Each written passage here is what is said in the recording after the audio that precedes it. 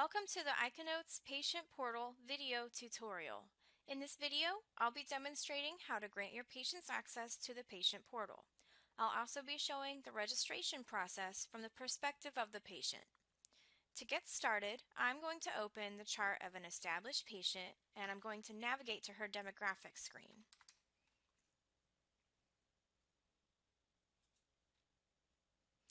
Within demographics, I'm going to verify that I have two very important fields filled out: the Social Security number and the email address.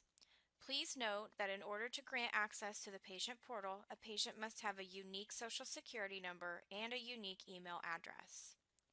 Once I've verified that those items are in place, I'm going to enable portal access by checking this checkbox here immediately below the email field. Checking this box will trigger an email sent to the patient email address specified to notify the patient that we have granted them access to the patient portal.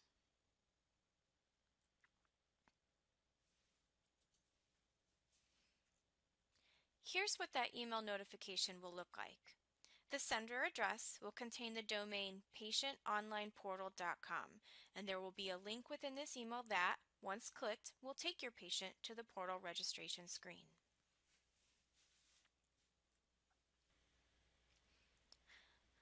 The registration screen will ask for several required pieces of information from the patient, including name, date of birth, Social Security number, and email address.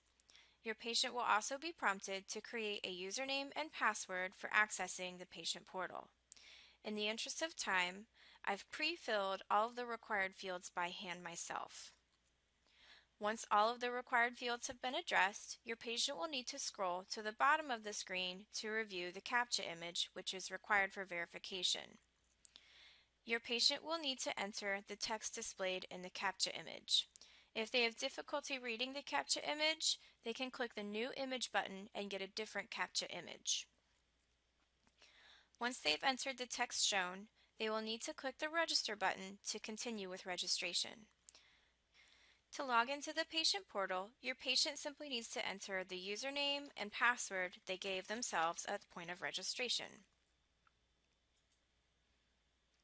Upon initial login, your patient will need to agree to the portal terms of use and conditions. Patients are encouraged to read the message and click the checkbox if they agree to the terms of use and proceed. Once logged in, your patient will have different options depending upon your group's established preferences. Currently, ICANotes customers can choose for their patients to view patient information via the My History tab, and they can send and receive messages via the Messages tab. If preferred, customers can choose to use only the messaging option at this time within the patient portal. An additional option available to patients is to grant another authorized user. This will allow a patient to grant another person, for example a parent or child, the ability to log in to the patient's portal to view patient records.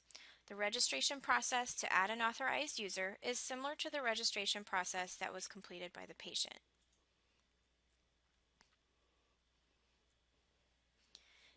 If a patient should decide to add an authorized user, they'll simply click on the Authorized User option above, and they'll be presented with this screen. Here, they can choose to initiate a new invitation by clicking the New button. They'll simply need to enter the email address for the person that they'd like to grant access, and then click the Send Invitation button. That person will receive email notification that the patient has authorized them as a user in their patient portal, and they'll need to follow a similar registration process to that which the patient followed to complete registration for the patient portal. To view patient records, patients will want to click on the My History option at the top of the screen.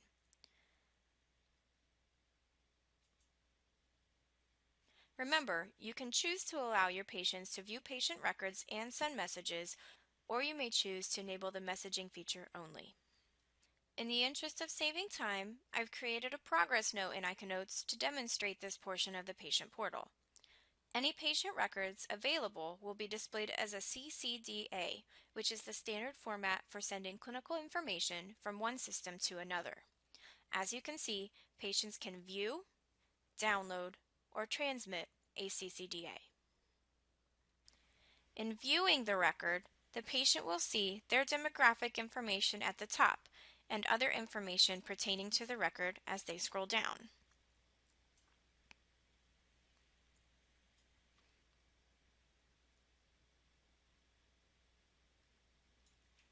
Allergies, current medications, diagnoses, etc. can all be viewed within the CCDA as documented in ICANotes. Now that we've discussed viewing the CCDA, let's talk about the other options your patient will have regarding their patient record. As mentioned previously, patients can download or transmit their CCDA from within the patient portal. To download the CCDA, patients will click the download button and observe as a zip file is placed on the patient's hard drive. Once the zip file has been downloaded, the patient will need to extract the files in order to view them.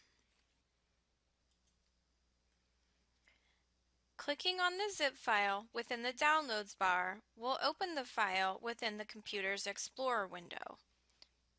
There, the patient will be able to view the files that are downloaded and extract them to a location of their choosing. To extract the files, the patient simply needs to choose the files they desire and click Extract All Files. They'll then need to specify a location where the extracted files will reside.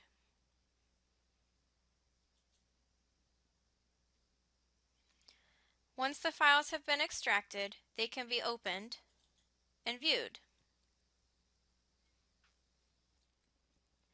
Because the downloaded file type is an electronic format, the patient will need to be sure that a web browser is installed and is available to view the file. As mentioned, this will be an electronic format, but it will look very similar to the file type viewed within the patient portal.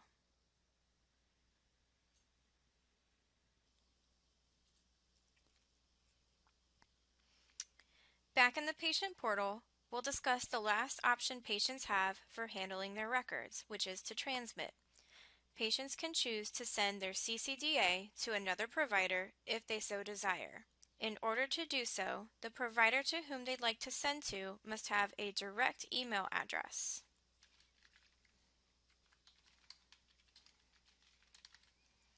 This is a special, secure email address that has the word direct after the @ sign. This type of email address is required in order to ensure secure transmission and delivery. Next, we'll talk about the messaging feature in the patient portal. From here, patients can send and receive messages to or from any clinician assigned to their chart in ICANotes. Any messages sent from the patient portal to the clinician will arrive in the clinician's messaging center within ICANotes. To send a new message, the patient will simply want to click the New Message button. They'll need to indicate a subject. They'll need to choose which clinician to whom they wish to send their message. And they'll need to include a body. Once they've addressed all of the required fields, the patient will simply click Send, and the clinician should receive notification in the Messaging Center of ICANotes.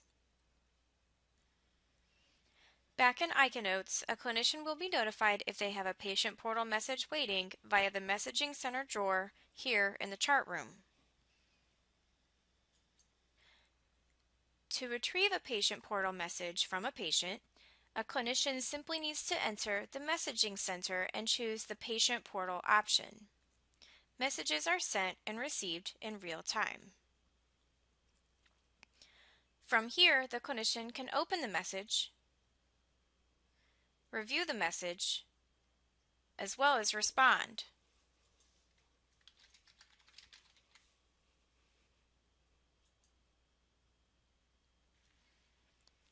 Anytime a clinician responds to a patient portal message, the patient will receive an email notification letting them know that a response is awaiting them in the patient portal from their clinician.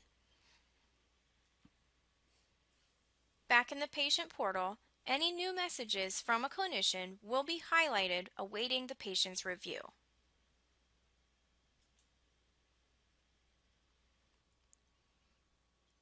This concludes our patient portal video tutorial.